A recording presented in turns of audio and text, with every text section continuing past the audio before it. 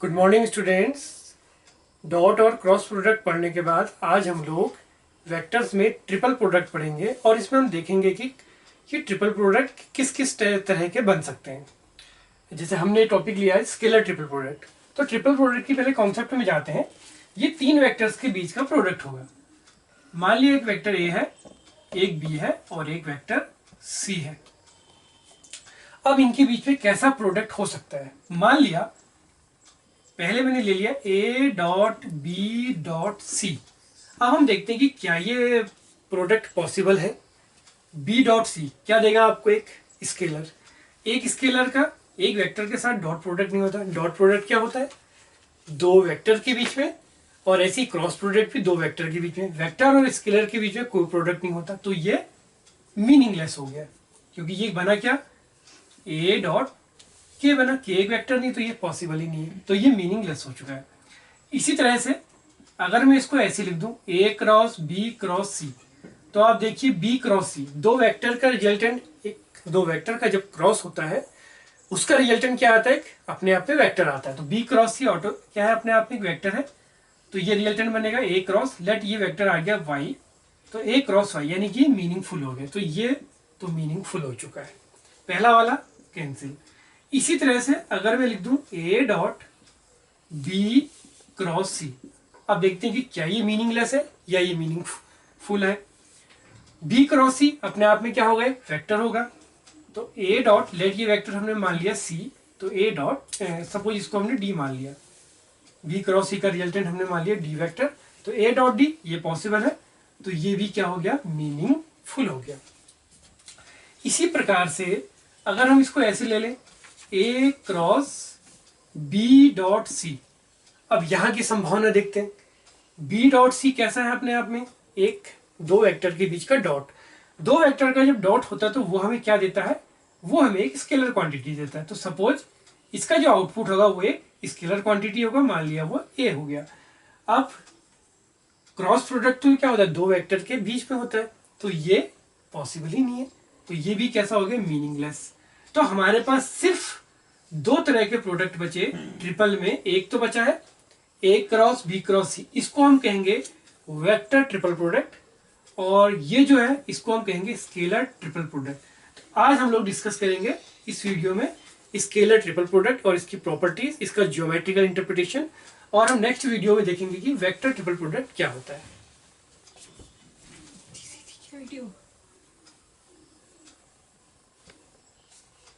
अब इसके लॉजिक पे आते हैं कि ए डॉट बी क्रॉस सी या ट्रिपल प्रोडक्ट हमें क्या देता है। तो स्केलर ट्रिपल प्रोडक्ट है, जैसे मान लिया ए क्रॉस बी डॉट सी, ये होता है हमारा स्केलर ट्रिपल प्रोडक्ट। तो इसको लिखने का जो तरीका है वो है स्क्वायर ब्रैकेट में हम इसको इस प्रकार से लिख देते हैं। करना तो सिंपल है, आप पहले ए क्रॉस बी का क्रॉस कर लीजिए, उसका सी के साथ डॉट कर लीजिए।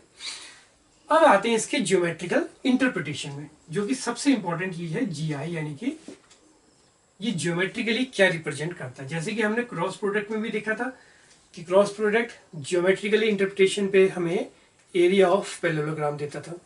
इसी तरह से हमने डॉट प्रोडक्ट का भी देखा था, वो कहीं ना कहीं प्रोजेक्शन और उस वेक्टर का इनटू होता था। आज हम देखते हैं इसका ज्योमेट्रिकल इंटरप्रिटेशन क्या है। तो लेट अस सपोज कर लिया कि हमारे पास एक पैरेलल पाइप है कुछ इस प्रकार का, और सपोज कीजिए इधर को हमने वेक्टर ले लिया बी, और चलिए ऐसा कर लेते हैं, इधर को ले लेते हैं वेक्टर सी, इधर को ले लिया वेक्टर बी, और यहां को हो गया वेक्टर ए।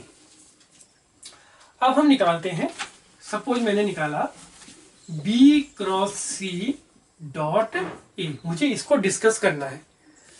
अब बी क्रॉस सी, तो बी क्रॉस सी का रिजल्टेंट हम जानते हैं, बी क्रॉस सी का रिजल्टेंट कुछ इस प्रकार से बनेगा, और एक आपके पास ये यूनिट वेक्टर की डायरेक्शन को शो करेगा।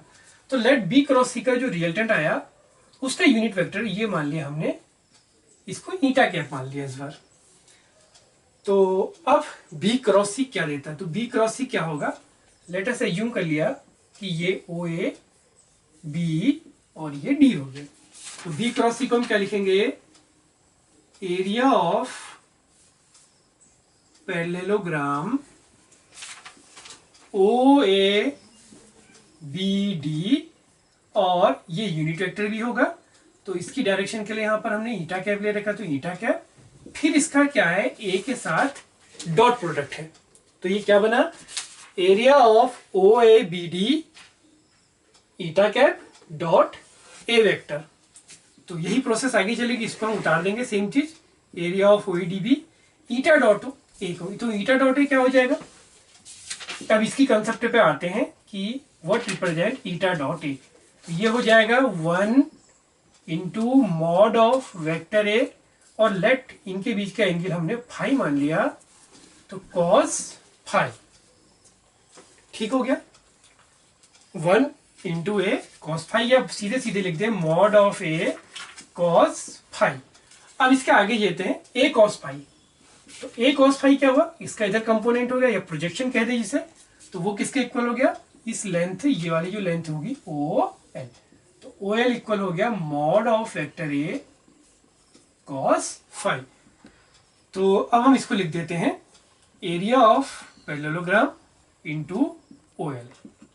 अब आगे देखते हैं ये क्या देगा, एरिया ऑफ पैरेललोग्राम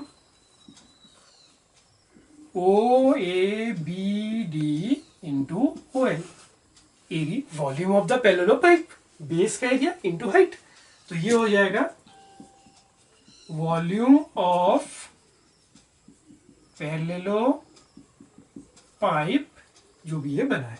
तो आज हमने सीखा कि B cross C dot A, या हम सामान्य भाषा में कहें स्केलर ट्रिपल प्रोडक्ट क्या देता है, एक पैरेलल पाइप का एरिया। इसी क्रम को अगर आप सीक्वेंस में कंटिन्यू करिए, अगली बार अगर हम इसको लिख दें सी क्रॉस ए डॉट बी, तो कोई दिक्कत नहीं, सी क्रॉस ए डॉट बी, अब की बार उसका रिजल्टेंट बी के साथ कोई एंगल बनाएगा, तो वो बी के साथ एक परपेंडिकुलर हो जाएगा, तो वो भी सेम चीज वॉल्यूम ऑफ पैरेलल पाइप दिखाएगा। इसी तरह से इसको अगर हम लिख दें ए क्रॉस बी डॉट सी, कोई दिक्कत नहीं, ए से बी की ओर बंद होगा, अब की बार उसका जो रिजल्टेंट ईटा कैप होगा वो आपका सी के साथ कोई एंगल बनाएगा। तो इसमें क्या है, ए क्रॉस बी जब हम करेंगे तो उस समय ये वाला जो हमारा पैरेललोग्राम है इसका एरिया आ जाएगा, सी क्रॉस ए करेंगे जब, तो ये वाले का पैरेललोग्राम का एरिया आ जाएगा। तो बच्चों ये हमारी बेसिक कंसेप्ट थी स्केलर ट्रिपल प्रोडक्ट का डेफिनेशन और उसके ज्योमेट्रिकल इंटरप्रिटेशन। अब हम इसकी कुछ प्रॉपर्टीज को डिस्कस करेंगे और फिर आगे देखते हैं इसकी प्रॉपर्टीज क्या क्या होती हैं। हाँ बच्चों, अब हम इसकी कुछ प्रॉपर्टीज को डिस्कस करते हैं डेफिनेशन के बाद। तो शुरुआत में हमने क्या देखा था कि ए क्रॉस बी डॉट सी सब क्या दे रहे थे, वॉल्यूम ऑफ पैरेलल पाइप, तो ये भी इक्वल था ए बी सी के। इसी चीज को हमने देखा था कि B cross C dot A, ये भी क्या दे रहा था, वॉल्यूम ऑफ पैरेलल पाइप, तो सेम वॉल्यूम दे रहा था, तो उसको हमने बी सी ए लिख सकते हैं। इसी तरह से सी क्रॉस ए डॉट बी, ये भी क्या दे रहा था, वॉल्यूम ऑफ पैरेलल पाइप। तो अगर हम देखें इसी प्रॉपर्टी से जो हमने इसकी डेफिनेशन में पढ़ी, क्या प्रॉपर्टी बन जाएगी फर्स्ट वाली कि A B C equal to B C A is equal to C A B, क्योंकि सीक्वेंस में चलने पे ये पॉजिटिव डायरेक्शन के साथ उसका वॉल्यूम दे रहे थे। तो A B C is equal to B C A is equal to C A B. अब मान लिया कि अगर हम इस सीक्वेंस को ब्रेक कर दें थोड़ा सा, कैसे, अब इसकी प्रॉपर्टी नंबर 2 पे अगर हम डिस्कस करें तो इसकी सेकंड प्रॉपर्टी क्या बन सकती है। अब इसकी सेकंड प्रॉपर्टी बनती है जैसे मान लिया अभी हमने लिखा था कि B cross C dot A। अब जैसा कि हमें पता है कि स्केलर ट्रिपल प्रोडक्ट या स्केलर प्रोडक्ट सिंपल बात कहें तो कम्यूटेटिव लॉ को फॉलो करता है, तो हम इसको क्या लिख सकते हैं, A dot B cross C। तो ये तो हमारा क्या बनेगा, बी सी ए, ये तीनों वेक्टर हो गए, और इसको हम क्या लिख देंगे, ए बी सी। तो बच्चों देखा आपने, हम इसको ऐसे भी इंटरचेंज कर सकते हैं। इसी तरह से सी क्रॉस ए डॉट बी की बात है तो उसको हम क्या लिख सकते हैं, क्योंकि इन दोनों के बीच का जो स्केलर प्रोडक्ट है वो कम्यूटेटिव लॉ को फॉलो करता है, डॉट प्रोडक्ट। तो B dot C cross A, ये बन जाएगा बी सी ए। तो क्या बन गया, C A B equal to B C A. तो आप इस सेम प्रॉपर्टी को इस तरह से भी प्रूफ कर सकते हैं। अब इसी में एक नेक्स्ट प्रॉपर्टी और देखते हैं, थोड़ा सा इसमें इंटरचेंज करके। वो प्रॉपर्टी क्या बन सकती है, प्रॉपर्टी नंबर 3 कि अगर हम, जैसे अभी हमने कम्यूटेटिव लॉ लगाया था डॉट प्रोडक्ट में, अब हम स्केलर प्रोडक्ट में कम्यूटेटिव लॉ तो होता है नहीं, वेक्टर प्रोडक्ट में कम्यूटेटिव लॉ तो होता नहीं, वेक्टर प्रोडक्ट कम्यूटेटिव लॉ को फॉलो ही नहीं करता। वहां पर रूल क्या होता है कि B cross A is equal to minus A cross B. तो अब अगर सपोज कीजिए मैंने जैसे लिखा था A dot B cross C, इसको मैं ऐसा भी लिख सकता हूं कि ए डॉट, अगर मैं इस बी क्रॉस सी को सी क्रॉस बी लिख दूं तो ये बन जाएगा माइनस सी क्रॉस बी। तो क्या रूल बनता है कि A B C is equal to minus A C B, यानी कि सीक्वेंस जहां पर टूटेगी, सीक्वेंस क्या है, A B C equal to B C A is equal to C A B. यहां पर सीक्वेंस ब्रेक हो गया, हमने बी और सी को इंटरचेंज करा। तो जहां पर भी आप इंटरचेंज करेंगे वो साइन माइनस लग जाएगा। एक और एग्जांपल देख लें, अगर मैं इसको लिख दूं B dot C cross A, तो सेम प्रोसेस अगर यहां अप्लाई करूं, अगर मैं इसको ए क्रॉस सी लिख दूं तो मुझे यहां माइनस लगाना पड़ेगा। अब क्या बना कि B C A is equal to minus B A C. तो जैसा आपते हैं कि जहां पर ये सीक्वेंस हम दो ही में इंटरचेंज करें तो ये साइन माइनस का आ जाएगा। एक प्रॉपर्टी ये थी। एक प्रॉपर्टी हम इसकी और डिस्कस कर सकते हैं। वो प्रॉपर्टी क्या है, हो सकती है जो कि बड़ी महत्वपूर्ण है, कि अगर ए बी कुछ इस तरह की बात आ जाए, यानी कि जहां पर हमारे पास दो वेक्टर सेम हो जाए स्केलर ट्रिपल प्रोडक्ट में, ए बी कर सकते हैं, बी बी सी की बात कर सकते हैं, या बी सी बी की बात कर लें, इस तरह की कोई चीज। तो सपोज किसी एक को देख लेते हैं, ए बी की बात हुई, तो ए बी, इसकी मीनिंग क्या हुई, A dot A cross B. अब जरा आप देखिए ए क्रॉस बी क्या होगा, ए क्रॉस बी का जो रिजल्टेंट होगा वो एक ऐसा वेक्टर होगा जो ए और बी दोनों के परपेंडिकुलर हो जाए। तो जब ये परपेंडिकुलर होगा, परपेंडिकुलर के साथ डॉट प्रोडक्ट कितना आ जाएगा, 0। तो ये बन जाएगा 0। तो यानी कि जब भी आपके पास दो वेक्टर सेम होंगे स्केलर ट्रिपल प्रोडक्ट में तो उसका रिजल्टेंट ऑलवेज कितना हो जाएगा, 0 हो जाएगा। वैसे तो इसमें कई सारी प्रॉपर्टी बन सकती है, मुझे दो प्रॉपर्टी और इसकी इंपॉर्टेंट लगती है, मैं उसको डिस्कस करूंगा। हालांकि अगर मैं उसको ना बताऊं तब भी आप लॉजिक समझ के उसको बना सकते हैं। तो वो प्रॉपर्टी क्या है, उसमें एक आती है प्रॉपर्टी नंबर 5 कि सपोज ए प्लस डी बी और ये सी कुछ इस प्रकार से हो जाए, यानी कि आपके पास 4 वेक्टर हैं, 2 वेक्टर उसमें एडिशन में। तो इसमें क्या होगा, ए प्लस डी जो लॉजिक है उस लॉजिक से ले चलते हैं डॉट बी क्रॉस सी। अब आपको पता है कि कम्यूटेटिव लॉ को ये रूल फॉलो करता है।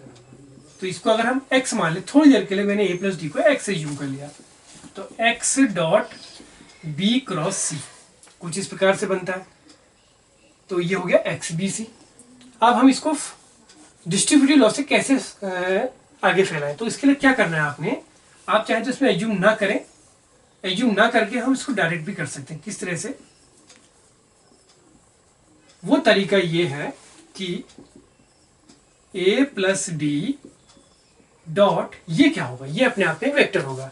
तो लेट अस सपोज करिए कि हमने b क्रॉस c को y एज्यूम कर लिया, इसको x की जगह ना करके इसको हम y की जगह एज्यूम कर। देखिए इसमें कोई चीज मेमोराइज करने की जरूरत नहीं, मैंने पहले इसको x एज्यूम करा तो मुझे लगा कि वो नहीं बन सकता, तो मैंने नेक्स्ट टाइम में इसको y एज्यूम कर लिया। अब इसको y एज्यूम करके क्या होगा, हमारा डिस्ट्रीब्यूटिव लॉ बन गया जो हमने स्केलर प्रोडक्ट में पढ़ा है। वो क्या है, a dot Y plus D dot Y.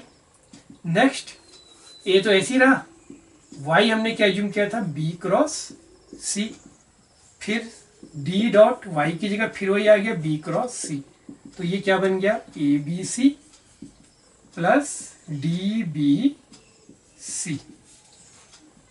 तो आपको देखो समझ में आ गया होगा, जब ये ऐसा होगा तो ये दो A B C plus D B C के स्केलर प्रोडक्ट का एडिशन हो जाएगा। इसी में एक प्रॉपर्टी और बन जाती है कि अगर ए बी सी जीरो हो जाए, अच्छा अब इसके जीरो होने पे भी दो कंसेप्ट बन जाती हैं। तो पहले हम एक सिंपल कंसेप्ट लेके चलते हैं। हम ये मान लेते हैं कि लेट ए बी सी तीनों को नॉन जीरो तो मानेंगे। हम ये एज्यूम करेंगे कि let A and B and C are non zero vectors. ये तो आपको एज्यूम करना ही पड़ेगा, क्योंकि जीरो होंगे तब तो ए डॉट बी क्रॉस सी तो जीरो हो ही जाएगा, ये नॉन जीरो है। अब मान लिया कि लेट दे आर कोलिनियर। तो कोलिनियर होंगे तो सिंपल सी बात है, तो ए डॉट बी क्रॉस सी कितना हो जाएगा उस केस में, जीरो, क्योंकि बी क्रॉस सी का रिजल्टेंट बी के परपेंडिकुलर हो जाएगा। एक तो ये सिंपल कंसेप्ट है। अब इसी के एक कॉम्प्लिकेटेड कंसेप्ट है जो बहुत महत्वपूर्ण है और जिस पर एक थ्योरम भी बनता है। वो ये बनता है कि if A B and C are non zero and non collinear, अब की बारी कोलिनियर भी नहीं है, तो उस केस में अगर ए बी सी जीरो हो जाए तो क्या होगा, नॉन जीरो भी है और नॉन कोलिनियर भी है। तो वो कंडीशन क्या बनती है कि ए डॉट बी क्रॉस सी को जीरो कर देगा। अब आप समझिए थोड़ा इसको, ग्राफ से हम इसको ज्योमेट्री से समझेंगे कि let us this is B, this is C, this is A, X Y और जेड एक्सिस में हो गए। तो ऐसे समझ लीजिए कि ये हमारा कुछ इस तरह का फिगर है, ये बी है और ये सी है। बी क्रॉस सी का रिजल्टेंट क्या होगा, बी के पर बी और सी के परपेंडिकुलर, यानी कि अगर बी और सी हमारे इस प्लेन में है, अगर हमारे बी और सी इस प्लेन में है, सपोज ये एक्स वाई प्लेन हो गया, हम इसको सिंपल ऐसे समझें, अगर बी और सी एक्स वाई प्लेन में है तो बी क्रॉस सी का रिजल्टेंट होगा जेड एक्सिस के अलोंग, यानी कि एक्स वाई एक्सिस के परपेंडिकुलर।